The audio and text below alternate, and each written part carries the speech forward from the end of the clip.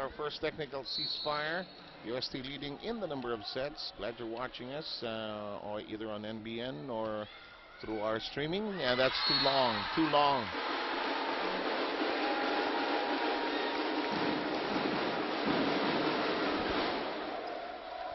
You can't just give away points like that when you're against a team like UST.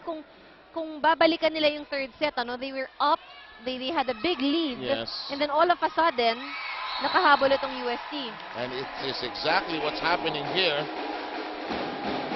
And that's why if I were Lyceum, I'd secure the, kung ano yung kaya, kung pinakamalaking lead. But of course, it's easy for us to say, but hard to do when you're up against a team like UST. Steady force, De La Peña, Guliman uncorks. Could be trouble here. But look at this, they get a break as Carolino got it over. It's in the air. Guliman dumps it over. There's a confusion meeting there. Cruz got to it. Santrong. Now you got to settle down on a set here. Nicely done. Lyceum defense was scrambling to go after the ball, but they were unsuccessful.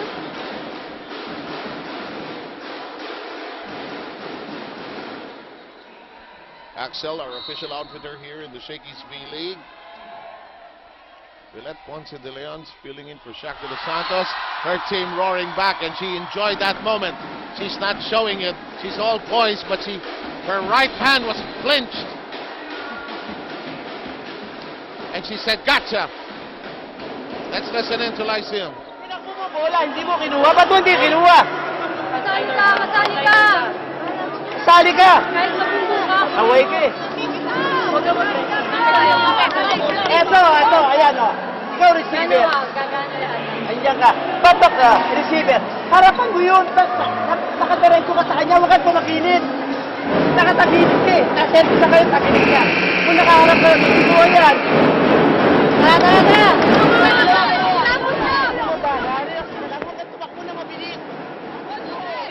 And let's watch that last service ace. Oh, nice close-up. Excellent. That's right. Looking back at the third set, if you look at the score, USC actually scored 4 service aces. Now, it seems like itong Lyceum, syempre, ang kailangan nilang tignan, service reception. They have to be very careful, and they need to get a good read on the services of UST. And Lyceum gets on the board. It is now 10-9.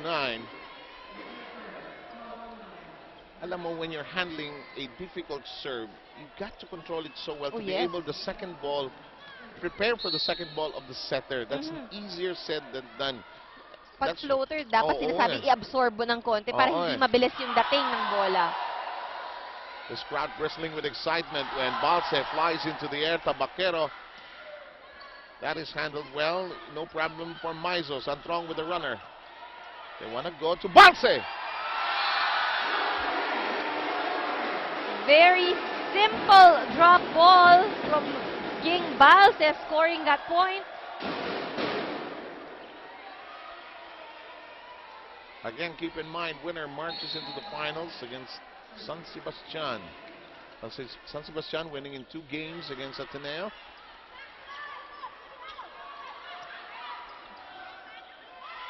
Well done. But it's in play. It's in play, but gone. Maizo hammering that ball.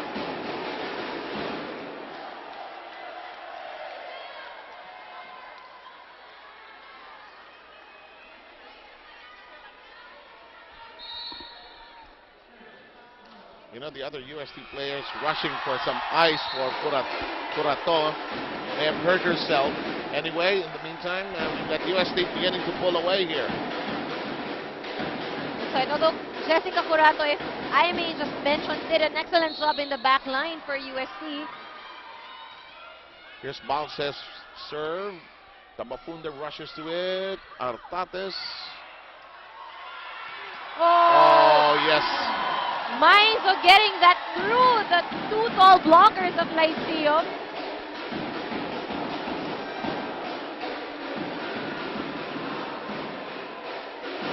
Peñamante coming in to replace Guliman. And J. Marks is the best grilled tuna in town. And this is where you do not want to see UST in a place where they are comfortable and they can get away with anything they want to do. Santrong trying to steer confusion on the other side. Miss hit. Natawa na lang si Ortiz. She knew it. Maizo acknowledged her error. Yes, it's Maizo. She actually said, nung lumilipad, hindi siya natatawa. Nung bumagsak, natawa na siya. Dumaples lang kasi sa kamay. Ano pa magagawa mo? Mintis na eh. That's right, but you know, she scored a lot of good points. But as I speak, that was,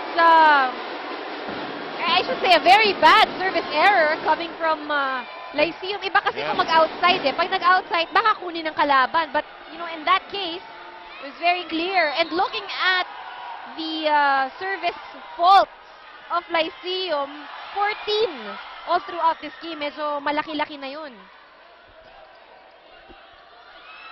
Carolino. Santrong long.